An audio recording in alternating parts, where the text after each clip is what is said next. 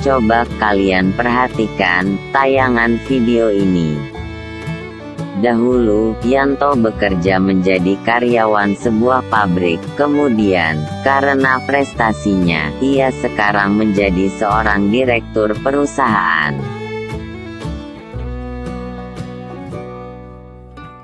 Setelah status Yanto berubah, kemudian ia pindah tempat kerja. Yang semula bekerja di pinggiran kota, sebagai seorang direktur lalu pindah ke pusat kota, sebagai direktur dalam satu perusahaan yang sama. Dari tayangan tersebut, ada dua peristiwa. Tahukah kalian? Ya, betul. Peristiwa itu adalah berpindahnya status dan tempat bekerja Yanto.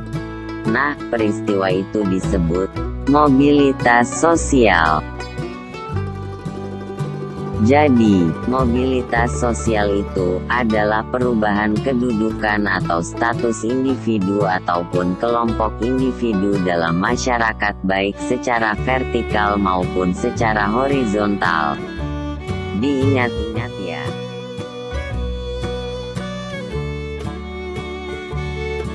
Di dalam mobilitas sosial, terdapat beberapa bentuk loh. Apa sajakah bentuk-bentuk mobilitas sosial itu? Yuk, sekarang simak bentuk-bentuk mobilitas sosial.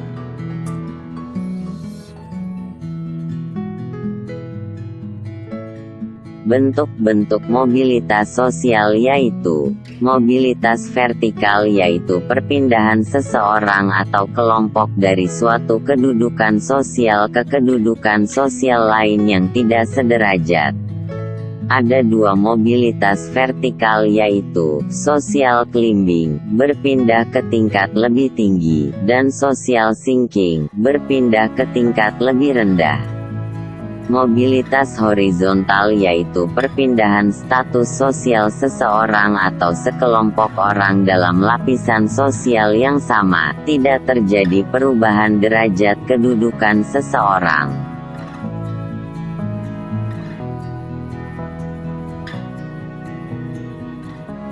Faktor-faktor pendorong mobilitas sosial diantaranya adalah 1. Struktural, yakni struktur masyarakat Indonesia sangat terbuka. 2. Individu, yakni setiap individu memiliki perbedaan dalam hal sikap, pengetahuan, dan keterampilan. 3. Sosial, yakni saat dilahirkan, tidak ada satu manusia pun dapat memilih status. 4. Ekonomi, yakni keadaan ekonomi yang baik. Kemudian faktor-faktor yang menghambat mobilitas sosial adalah kemiskinan. Salah satu penyebab kemiskinan adalah pendidikan yang rendah, yang berpengaruh terhadap kualitas sumber daya manusia. Akibatnya, tingkat kemudahan untuk mendapatkan pekerjaan terbatas.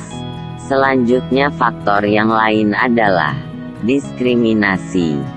Diskriminasi berarti pembedaan perlakuan karena alasan perbedaan bangsa, suku, ras, agama, golongan. Pada masa penjajahan, terjadi diskriminasi pemerintah Hindia Belanda terhadap masyarakat keturunan Eropa dan masyarakat Indonesia.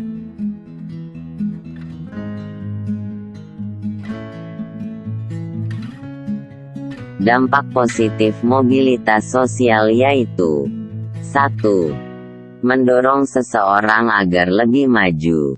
2. Mempercepat tingkat perubahan sosial. 3. Meningkatkan integrasi sosial.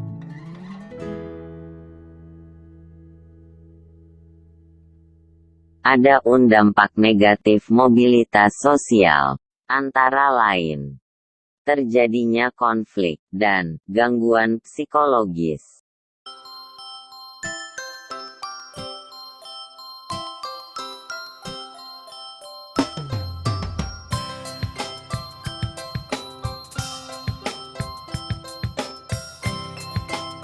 Sekarang apa saja saluran mobilitas sosial itu? Saluran-saluran mobilitas sosial itu meliputi 1. Pendidikan. Pendidikan merupakan saluran bagi mobilitas vertikal yang sering digunakan.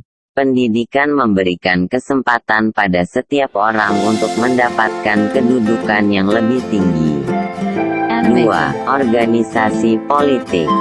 Anggota partai politik yang profesional dan berdedikasi tinggi akan cepat mendapat status yang tinggi dalam partainya hingga akhirnya menjadi anggota Dewan Legislatif. 3. Organisasi ekonomi. Berupa koperasi dan badan usaha. Koperasi bertujuan untuk mensejahterakan anggotanya. 4.